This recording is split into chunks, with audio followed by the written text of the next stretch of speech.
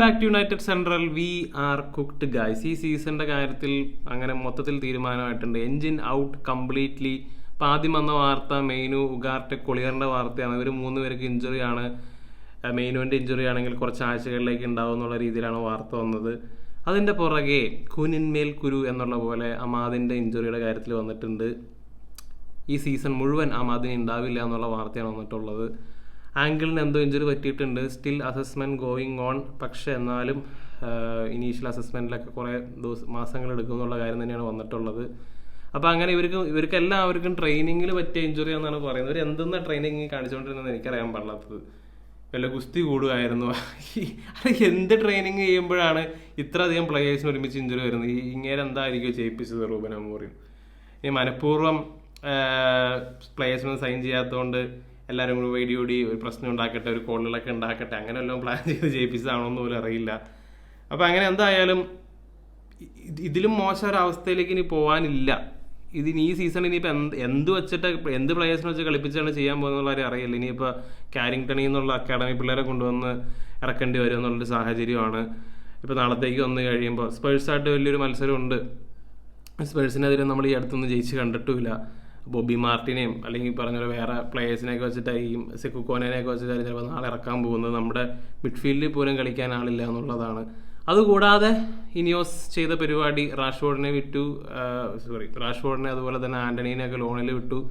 മാത്രമല്ല അവർക്ക് ഗാർനാച്ചോനെ കൂടെ വിടണം എന്നുള്ളൊരു ആഗ്രഹമായിരുന്നു അവർക്ക് ഉണ്ടായിരുന്നിട്ടുള്ളത്. അപ്പോൾ അങ്ങനെ 3 പൊസിഷനിൽ ഇപ്പോൾ 3 പ്ലേയേഴ്സാണ് നമുക്കുള്ളത്. സിർക്സിയും ഹോയ്ലൻഡും ഗാർനാച്ചോയും. 2 ഗോളടിക്കാത്ത സ്ട്രൈക്കർമാരും ഒരു വിങ്ങറും ഉണ്ട്. ഇനിയിപ്പോൾ എന്താ ചെയ്യുക? എന്താണ് ഈ സാഹചര്യത്തിൽ ഒരു ക്ലബ് എന്നുള്ള രീതിയിൽ അല്ലെങ്കിൽ ഫാൻസ് എന്നുള്ള രീതിയിൽ നമുക്ക് എന്താ ചെയ്യാനുള്ളതെന്നുള്ള പോലും എനിക്ക് പറയാനറിയില്ല എന്നുള്ളതാണ്. എനിക്ക് തോന്നുന്നത് ഇനിയോസ് റൂബൻ അമോറിമിനെ ചതിച്ചതാണ്. എന്തെങ്കിലുമൊക്കെ ഓഫർ ചെയ്യാണ്ട് പുള്ളിക്കാരനെ ഇങ്ങോട്ട് കൊണ്ടുവരുമെന്ന് തോന്നണില്ല. പുള്ളി എന്തെങ്കിലും വന്ന് പബ്ലിക്കലി പറയേണ്ടിയിരിക്കുന്നു ക്ലബിലുള്ള കാര്യങ്ങളെ പറ്റിയൊക്കെ. ശരിക്കും പറഞ്ഞാൽ സാൻജോന്റെ ഫ്രീഡം ഫൈറ്റിനെ പറ്റി കുറച്ച് മുമ്പ് മറ്റേ ചാനലിൽ പറഞ്ഞുകൂടും. അപ്പോഴേക്കും നമുക്ക് ആവശ്യത്തിനുള്ളത് അടിച്ചു കിട്ടിയിട്ടുണ്ട് എന്നുള്ളതാണ്. എന്താണ് ഗായ്സ് നിങ്ങൾക്ക് ഇതിനകത്ത് തോന്നുന്നത് എന്നുള്ള കാര്യം തീർച്ചയായും കമൻ്റായിട്ടിടുക. ഈ സീസണിൽ നമുക്ക് റെലിഗേഷനിലേക്ക് ഇനി ഫൈറ്റിലേക്ക് പോകുന്നുള്ളതാണ് ഇപ്പോൾ എനിക്കൊരു പേടിയായിട്ട് വരുന്നത്. കാരണം 40 പോയിന്റ് വേണം. 40 പോയിന്റെങ്കിലും മിനിമം ഉണ്ടെങ്കിൽ റെലിഗേറ്റ് ആവില്ല എന്നുള്ള കാര്യം ഉറപ്പിക്കാം.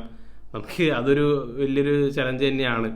നിലവിലെ ഈ സ്ക്വാഡും അതുപോലെ തന്നെ പിള്ളേരെയൊക്കെ വെച്ചിട്ട് 40 പോയിന്റേക്കെങ്കിലും എത്തിക്കാൻ പറ്റൂ. കുറേ മത്സരങ്ങൾ അടുപ്പിച്ച് തോറ്റ് കഴിഞ്ഞാൽ പിന്നെ ഇങ്ങേർക്കും ചിലപ്പോൾ സാക്ക് കിട്ടിയെന്ന് വരാം.